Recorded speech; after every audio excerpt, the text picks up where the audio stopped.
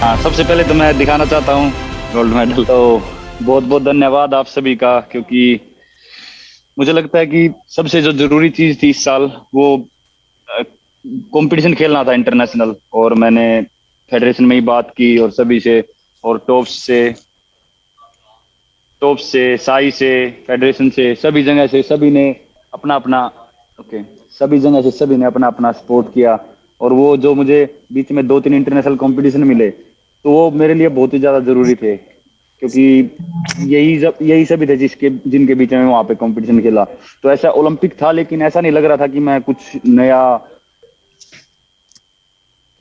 नए गेम्स में आ रहा हूँ या फिर बहुत बड़े गेम्स में हूँ। एक ऐसा कोई प्रेशर नहीं था इस टाइप का कि मैं बड़े थ्रोअर्स के बीच में खेल रहा हूँ। ऐसा लग रहा था कि इनके साथ मैं पहले खेल रहा हूँ और मैं अपनी परफॉर्मेंस पे काफी फोकस कर पा रहा था। तो शायद वही कारण है कि क्योंकि इंजरी के बाद काफी अप डाउन आए, तो आप सभी ने हेल्प की। और ये सभी आप सभी का, मेरी मेहनत तो है ही, उसके साथ साथ आप सभी की मेहनत है। और सारी फैसिलिटी के लिए thank you so much.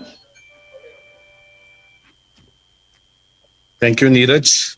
Uh, Very limited questions we'll take because he's sitting in for the rope control. I have few requests. Tapas is there. Did he use Tapas? Tapas, bata Yes, de. yes, I'm here. Yes, I'm here. Tapas, Can you hear one- me? Hi, one Neeraj. question. Can you hear me? हाँ जी, hello hello hello, हाँ जी। हाय नीरज, जब हम मिले थे आपसे साल के starting में, हम बात कर रहे थे कि आपकी इंजरी कंसर्न थी आपको। आप एक बहुत ही एक ऐसे दौर से जा रहे थे जब आपको बहुत स्ट्रेस था। अब ओके। वहां से लेके यहाँ तक का सफर कैसा महसूस हो रहा है इस मेडल को हाथ में लेके? कितना आप लग रहा है कि on top of the world? काफी खुशी हो रही है। ये तो मैं मतलब आपको एक्सप्लेन नहीं कर सकता कि कितनी खुशी है। लेकिन हाँ, बिल्कुल वो टाइम आया था, थोड़ा इंजरी की वजह से बहुत दिक्कतें आई थी, लेकिन फिर भी सभी का साथ रहा और अब अच्छे से रिहैब भी हुआ और इंजरी भी सक्सेसफुल, मतलब ये जो सर्जरी भी सक्सेसफुल होगी। तो थोड़ा टाइम लगा कम बैक करने में। जो मेरा 2019 का साल था, बस उसकी थोड़ी सी वो पूरा खराब चला गया। मेहनत काफी की थी उसकी, उस साल भी वर्ल्ड चैंपियनशिप के लिए। फिर उसके बाद पूरा फोकस 2020 पे अपना ओलंपिक्स पे किया था, तो कोरोना की वजह से वो भी प्रॉब्लम होगी। लेकिन मैं मैं धन्यवाद बोलता हूँ अपने फेडरेशन का और सभी अपनी गवर्नमेंट का कि हम वहाँ पे बार ट्रेनिंग कर रहे थे और मुझे वहाँ पे कंपटीशन भी मिले और मैंने वहाँ पे अपना क्वालिफाई भी किया। और मुझे याद है कि मैं इंडिया में 2019 में ओपन नेशनल हो रही थी, तो मैंने वहाँ पे एंट्री करवा ली थी और मेरी फ्लाइट टिकट भी थी। और मेरा बस ये था कि मन में कि मैं बस एक कोई कंपटीशन खेल लूँ, क्योंकि इंजरी के बाद जो सभी मेडल जा रहे थे वो अपने डिस्टेंस के आसपास जा रहे थे, चाहे वो वर्ल्ड चैंपियनशिप हो या कुछ भी हो। बस मेरा ये हो रहा था कि मैं खेल लूँ बस। तो मैंने सभी कुछ करवा लिया था। फिर आदिल सर से बात हुई, आदिल सर का फोन आया कि नीरज तू ये कंपटीशन मत खेल, आगे ओलंपिक्स आ रहा है उस पर फोकस कर, क्योंकि ज्यादा प्रॉब्लम हो जाएगी। तो फिर मैंने वो कैंसिल कर दी थी और मुझे लग रहा है कि वो शायद वो अच्छा डिसीजन था, क्योंकि एथलीट को लगता ही है कि बस मैं खेल लूँ जल्दी से। तो उसके बाद फिर अच्छी मेहनत रही और अच्छे से फिट हो गए फिर मैंने कंपटीशन खेले। Thank you. Short. Vimal NDTV. Vimal ji.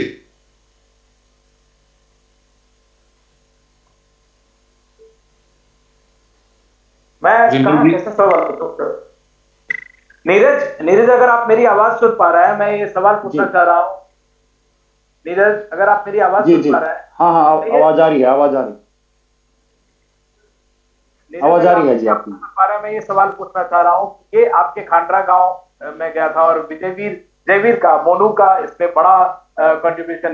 आप उस समय जी जब जी वर्ल्ड चैंपियनशिप से जीतकर एनडीटीवी स्टूडियो भी आए थे और आपने कहा था जी कि जी जयवीर का बहुत बड़ा कंट्रीब्यूशन है। आपके साथ जो सपोर्ट का के जो पहले से रहे, जो शुरुआती दौर में जब आप 80 से 82 और 88 तक पहुंचे, उन सबको कैसे याद करते हैं और कितना बड़ा लम्हा है उन सबके लिए भी ये आप? जी, बिल्कुल मुझे लगता है कि सबसे पहले जिनके साथ शुरू किया वो एक बहुत ही हमारी लाइफ में जरूरी है कि उन लोगों का भी भूलो मत जिन्होंने शुरुआत में आपको सिखाया। और जब आपको कुछ भी नहीं आता था तब उन्होंने मुझे सपोर्ट किया। और वो काफी जेवलिन के लिए वो बहुत ही एक डेडिकेटेड हैं। और मैं थैंक यू करता हूँ एफआई का कि उन्होंने, वो अभी नेशनल कैंप में कोच हैं, तो अभी वो कोचिंग दे रहे हैं। एक लड़का है साहिल, उसने उनके अंडर में अभी 80 मीटर प्लस की है, और संजना लड़की है वो अनु के बाद अभी वो हर जगह पे सेकंड आ रही है। तो वो बहुत ही डेडिकेटेड है जैवलिन के मामले में। वो अच्छा स्पोर्ट्स कर नहीं पाए इंजरी की वजह से या कुछ भी कह लो, पर वो जैवलिन के लिए बहुत ही एक उनका मन है कि वो अपनी लाइफ पूरी जैवलिन को दे सकते हैं। तो वो बहुत ही डेडिकेटेड है, और मैं कुछ भी कहीं पे भी जीतता हूं तो उनको बहुत खुशी होती है, और शुरू से उनका सपोर्ट मेरे साथ रहा है। Thank you. इंद्रनील,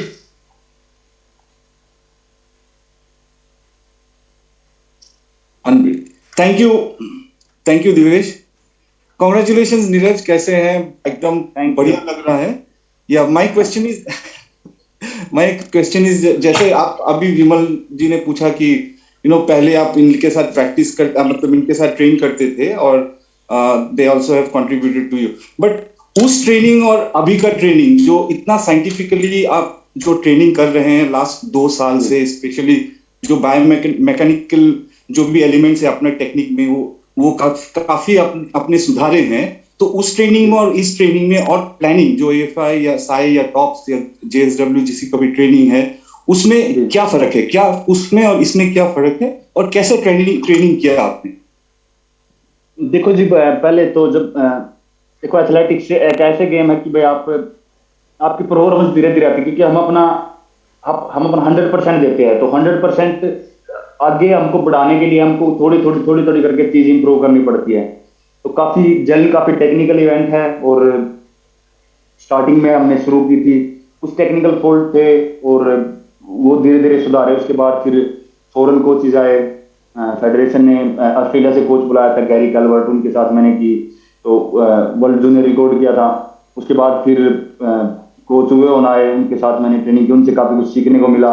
उसके बाद मैं क्लाउस बार्टन कोच से मिला, तो ये भी काफी मतलब बहुत ही इनके पास पुराना एक्सपीरियंस है जैवलिन का, और खासकर मेरे लिए जो मतलब ये मेरी बॉडी को समझते हैं और मेरे लिए जो ट्रेनिंग प्लान बनाते हैं वो काफी अच्छा बनाते हैं, क्योंकि इनका जो जैवलिन का एक सफर रहा है वो काफी साल से इन्होंने काफी जैवलिन थ्रोर्स के साथ काम भी किया है अलग अलग कंट्रीज में, और काफी टेक्निक को डीपली ये समझते हैं। तो बिल्कुल वो जो भी मैंने मेरे सीनियर हैं जैवलिन उनके साथ जो ट्रेनिंग की वो बहुत ही मेरे लिए बहुत ही एक वो बोलते हैं ना अपने इंडिया में कि भाई नींव स्ट्रॉन्ग होना बहुत जरूरी है, तो उन्होंने नींव मेरी स्ट्रॉन्ग की। उसके बाद फिर मुझे फॉरेन कोचेज मिले और काफी एक्सपीरियंस कोचेज थे, तो सभी का साथ है और सभी के साथ की वजह से आज मैं यहाँ पे हूँ। Thank you Indranil. नीरज, घर पे बात हुआ? नहीं जी, अभी तक नहीं हुआ। आपको पता है गांव में क्या माहौल था आज? ऐसे दिखा रहे थे, ईशान को बताया था उन्होंने, कुछ वीडियोस वगैरह भी दिखाए थे, शायद भेजे होंगे कि पूरा गांव नाच रहा है और सभी खुश थे। तो मुझे लग रहा है कि पूरा मतलब इंडिया की दुआ थी और सभी खुश होंगे। We'll take quick last 4 questions. I'll go to Shivani, CNN IBN. Shivani? Yes, Neeraj, can you hear me? जी जी नीरज, बहुत सालों से मैं ट्राई कर रही हूँ आपको चैनल पे लाने के लिए, लेकिन आप मीडिया से बहुत दूर रहते हैं। लेकिन आज अच्छी बात है कि आप बात कर रहे हैं सबसे, और यही फोकस आपने दिखाया है और यही कॉन्फिडेंस आपने दिखाया है। 2 पार्ट क्वेश्चन है मेरा कि आपका ये फोकस कैसे मेंटेन करते हो, कॉन्फिडेंस कैसे आता है, एंड सेकेंडली जो गोल्ड आपने जीता है पहला एथलेटिक्स में, ओलंपिक्स में, उसके क्या मायने होंगे देश के लिए, ये आपको क्या लगता है? मुझे लगता है कि देखो जी, फोकस तो एक एथलीट को फोकस तो होना ही चाहिए कि अपना मतलब इतनी मेहनत करने के लिए, और जरूरी नहीं है कि हमको बस ट्रेनिंग मतलब कंपटीशन पे फोकस करना है। हमको ट्रेनिंग में भी हमारी क्या ट्रेनिंग है वो किस तरीके से करनी है वो उसमें भी फोकस करना बहुत जरूरी है। कि अब कोच हमको वर्कआउट दे दे और हम बस ऐसे उसको ऐसे समझ के करें कि भाई कोच ने दिया है ये तो करना पड़ेगा, वो कहीं ना कहीं वो मुझे अच्छा लगता है। मैं सोचता हूँ कि ये मेरे लिए है वर्कआउट और मैं इसको पूरे अपने मन से करूं, उसमें डिपेंड नहीं करता कि कंपटीशन, क्योंकि सबसे पहले ट्रेनिंग है, ट्रेनिंग के बाद कंपटीशन आता है। जितनी अच्छी ट्रेनिंग होगी उतने अच्छे कंपटीशन होंगे। तो पूरा फोकस ट्रेनिंग पे रखते थे जी, और सबसे बढ़िया मोटिवेशन मेरे लिए ट्रेनिंग ही होता है, क्योंकि अगर मेरी ट्रेनिंग अच्छी होती है तो बहुत खुशी होती है और ऐसा लगता है कि हाँ मैं आगे रिजल्ट अच्छा दे सकता हूँ। तो मैं मानता हूँ कि ये ओलंपिक जो भी है ये कोई एक दिन की ऐसी बात नहीं थी, इसके पीछे बहुत ही साल और बहुत लोगों की मेहनत इसके साथ है। तो तब जाके यहाँ पे मैं पहुंचा हूँ। तो बस यही कहना चाहूंगा जी। नहीं, अपने कॉन्फिडेंस के बारे में भी अगर ऐड कर दें, और इस ओलंपिक गोल्ड का क्या वैल्यू है इंडिया के लिए, वो आप क्या समझते हैं? मुझे लगता है कि खासकर मतलब सभी गेम में मतलब अपने काफी अच्छे मेडल आए और अपना गोल्ड इंडिविजुअल स्पोर्ट्स में शूटिंग में आया हुआ है और हॉकी में अपने पहले काफी गोल्ड रहे हैं। लेकिन मुझे लगता है कि एथलेटिक्स एक ऐसा माना जाता था कि एथलेटिक्स में वर्ल्ड लेवल पे इंडिया के, क्योंकि हमारे बहुत ही महान एथलीट मिल्खा सिंह और पीटी उषा जी, वो कहीं ना कहीं थोड़े थोड़े गैप से रह गए थे मेडल से। तो कहीं ना कहीं वो जरूरी था, क्योंकि इतने साल से खिलाड़ी मेहनत कर रहे हैं और फेडरेशन काम कर रही है, तो ये अब मेडल आया है ना, तो ये कुछ ना कुछ तो अलग होगा, खासकर एथलेटिक्स और जेवलिन के लिए। तो मैं आशा करता हूं कि एएफआई और हमारे एथलेटिक्स को और खासकर अभी जेवलिन को और ज्यादा बढ़ावा दे, क्योंकि मुझे लगता है कि इंडिया में बहुत टैलेंट है। तो ऐसे ही धीरे धीरे करके सामने आएंगे और आगे आने वाले जो भी जूनियर इवेंट या फिर आगे ओलंपिक्स में और अच्छा कर सकते हैं। मतलब ऐसा एक कहीं ना कहीं ये थिंक थी कि भाई पता नहीं अब ऐसे इंटरनेशनल लेवल पे इंडियन क्यों नहीं करते अभी। मतलब मैंने भी आज अभी जीता है, तो मुझे लग रहा है कि हम कुछ भी कर सकते हैं। तो मैं एफआई से ये बोलना चाहूंगा कि और बच्चों को सपोर्ट करें और बस इंडिया का जितना हो सके उतना नाम करो एथलेटिक्स में। Thank you Shivani. निहाल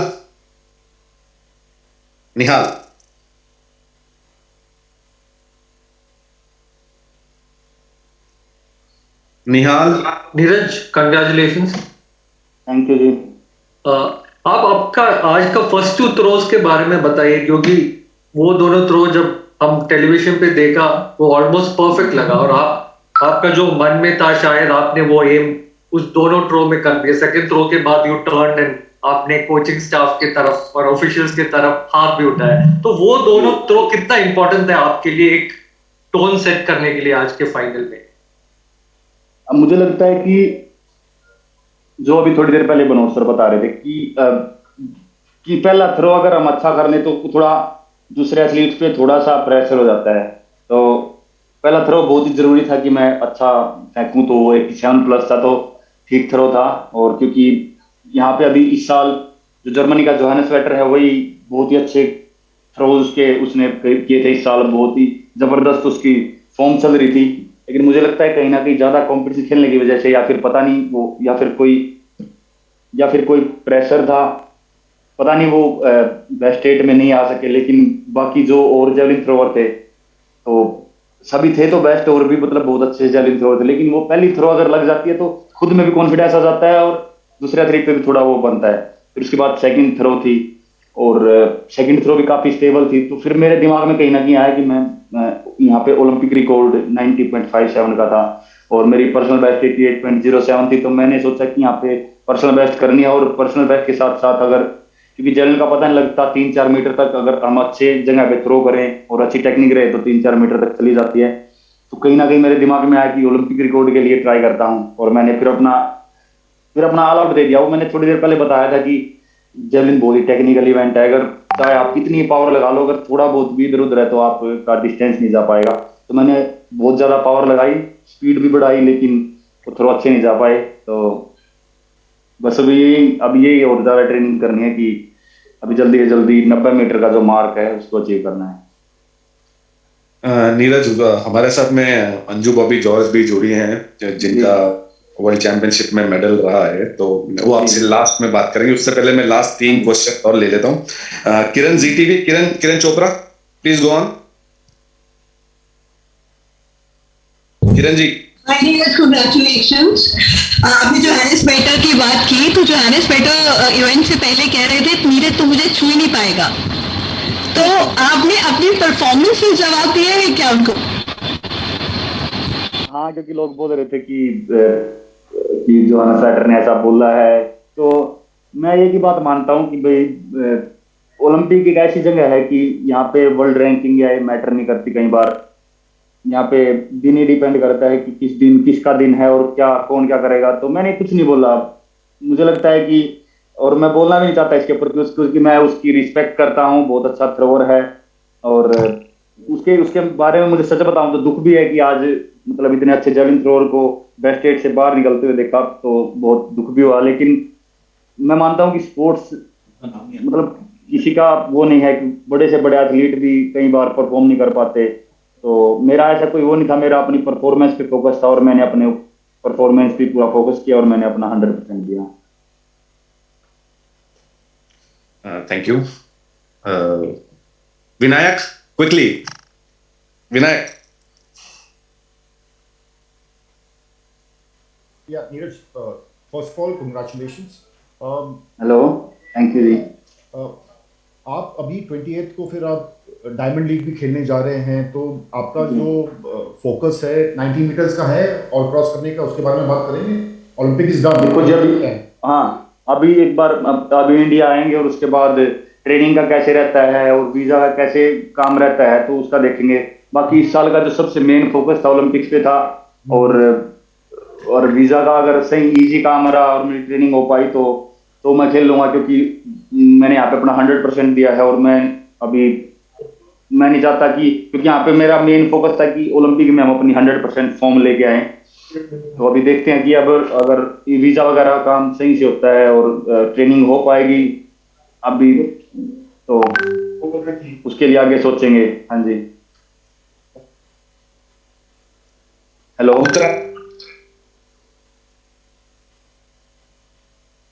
उत्तरा। नीरज, मुबारक हो आपको पहले तो जो अचीव किया आपने। इससे पहले हमारी जब भी बात हुई है लगातार आपने ये कहा कि रियो का आपके अंदर एक खलिश बची हुई थी क्योंकि आप कट ऑफ डेट के बाद क्वालिफाई कर पाए थे और ओलंपिक्स भी पिछले साल जब पोस्टपोन हुआ तो कहीं ना कहीं आपके दिमाग में था कि आपका और ओलंपिक्स का कुछ हिसाब ठीक बैठ नहीं पा रहा है, क्यों गड़बड़ हो रही है बार बार, ये आप लगातार कहते आए हैं। तो आज जब फाइनली आपको पता तो चली गया था अपने आखिरी थ्रो से पहले कि आप जीत चुके हैं गोल्ड, तो उस वक्त आखिरी थ्रो से ठीक पहले आपके क्या रिएक्शंस थे? क्या कहीं ना कहीं ये पिछली सारी चीजें एक तरह से जिसे कहते हैं आपके सामने फ्लैश हुई थी या ब्लैंक हो गए थे? वो क्या था फीलिंग जब आपको ये रियलाइज हुआ कि अब गोल्ड इंडिया का है, आपका है? जब सभी की थ्रो हो गई लास्ट और सिर्फ मेरी बची थी, जब मुझे हो गया कि मेरी लास्ट थ्रो है और मेरा गोल्ड हो चुका है, तो एकदम मैं एक्सप्लेन नहीं कर सकता, एकदम मैं कंपटीशन मोड में था और ये पता लगता कि बस अपना गोल्ड हो गया है, तो बस पता नहीं सब कुछ एकदम चेंज हो गया कि बस पता नहीं क्या होगा, जैसे मैंने क्या कर लिया। तो वो फिर मैं काफी रनवे तक पहुंचा, ऐसे लग रहा था कि यार पता नहीं, जैसे एकदम दिमाग इधर उधर होने लग गया। फिर मैंने पूरा अपना फोकस किया कि थ्रो पे, और मैं कोशिश कर रहा था कि उस थ्रो पे भी अच्छा करूं, लेकिन काफी खुशी थी उस थ्रो में भी, और वो थ्रो मैंने ऐसी फेंकी तो वो भी अच्छी गई। लेकिन बस वही है कि थोड़ा सा दिमाग में तो रहता था कि भाई यार रियो ओलंपिक्स थोड़े से दिन की वजह से निकल गए और इतने मेडल भी था, और एएफआई ने काफी कोशिश भी की थी एंट्री करवाने की, वाइल्ड कार्ड एंट्री, लेकिन उस टाइम नहीं मिल पाई। पर वही था कि दिमाग में था कि हाँ ओलंपिक्स है और उसके लिए मेहनत करनी हमने जारी रखी। और बीच में इंजरी भी आई, काफी ऐसा टाइम भी आया था कि ऐसा लग रहा था कि यार पता नहीं कैसा कमबैक होगा, तो सब अच्छा रहा। तो अब आपको लगता है कि ये जितना भी डिले हुआ या मिस हुए चांसेस, वो कहीं ना कहीं इस बात के लिए एक सीढ़ी बनते चले गए कि जब फाइनली आपने परफॉर्म किया तो वो शायद इतना अच्छा हुआ कि पुरानी सारी चीजें आप भूलते चले गए? देखो जी, क्योंकि दिमाग में यही था कि जब 2020 मतलब पिछले साल पोस्टपोन हुआ, तो दिमाग में एक चीज बिठाई थी कि इसको नेगेटिव वे में नहीं लेना है, इसको बस ऐसे लेना है कि मुझे एक साल और मिल गया है प्रिपरेशन के लिए। तो वो दिमाग में रख के तैयारी करते गए, कंपटीशन भी खेले और तैयारी बढ़िया चलती गई, और आज फाइनली यहाँ पे हैं गोल्ड मेडल के साथ। तो ऐसा लग रहा है कि यार जो भी हुआ ठीक हुआ, बस थोड़ा सा ये कोरोना गलत आ गया, दुनिया में इतने लोग दिक्कत में है इसकी वजह से। बाकी बहुत खुशी है कि गोल्ड जीता। Thank you Uttara. Last 2 questions, ABP News and Raja Raman ji. ABP News go first, उसके बाद में Raja Raman ji last question. There are a lot of requests but we are sorry, we will not be able to take, we have to leave Neeraj for because he's sitting in his dope control. So ABP News please. आपसे सवाल ये है नीरज कि क्या दूसरा attempt में जब आपके हाथ से जैवलिन निकला, क्या तभी पता चल गया था कि गोल्ड मेडल आने वाला है? गोल्ड का तो देखो जी कुछ कह नहीं सकते, लेकिन ये जरूर हो गया था कि हाँ मेरा बेस्ट थ्रो गया है ये, तो काफी ये जरूर हो गया था कि हाँ, क्योंकि गोल्ड के बारे में तो ऐसे बोल नहीं सकते पहले ही, क्योंकि हमको दिमाग में ऐसे लेके आना थोड़ा सा खतरनाक हो सकता है कि हाँ गोल्ड पक्का हो गया, तो उसके बाद हम एफर्ट नहीं लगा पाते। तो हाँ ये था कि बेस्ट थ्रो गई है और मुझे और थ्रो करनी है, पर हाँ ये जरूर हो गया था सेकंड थ्रो में कि हाँ ये बेटर थ्रो है पहले वाली से। Thank you. Raja sir, Raja sir. Thank you Neeraj, first of all thank you for what you have done, बहुत बढ़िया किया हम लोगों के लिए। मैं सिर्फ आपसे दो चीजें जानना चाहता हूँ, दोनों भी दबाव को लेके है। एक तो एथलेटिक्स में कभी मेडल था ही नहीं और आपने गोल्ड लिया है, उसका कितना दबाव था एथलेटिक्स में मेडल लाना है, और दूसरी बात टोक्यो में अभी तक गोल्ड आया नहीं था, तो क्या वो भी आप पे दबाव बना है कि भाई मैं इंडिया के लिए गोल्ड लाना है, किसी भी तरीके से गोल्ड लाना है? दबाव था तो कैसे उसको झेला? सर बिल्कुल, देखो एक दबाव का तो पता नहीं, लेकिन हाँ एक ये फीलिंग जरूर होती है कि यार एक तो खासकर एथलेटिक्स के लिए तो था ही कि भाई हाँ एक करना है, मेडल लेके आना है, लेकिन टोक्यो में कोई गोल्ड नहीं आया था, तो और सबसे लास्ट में मेरा ही इवेंट था, तो ये था दिमाग में यार कि हाँ कैसे करें।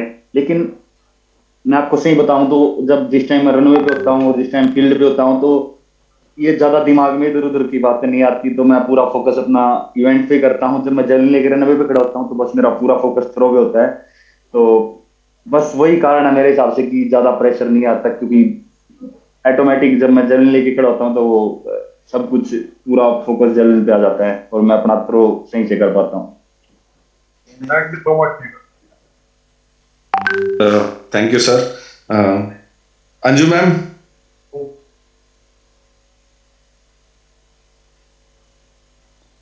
Anju ma'am. Yes, yes, yes. Neeraj, can you just show me that medal? नमस्ते मैम। Namaste. Yes, wow.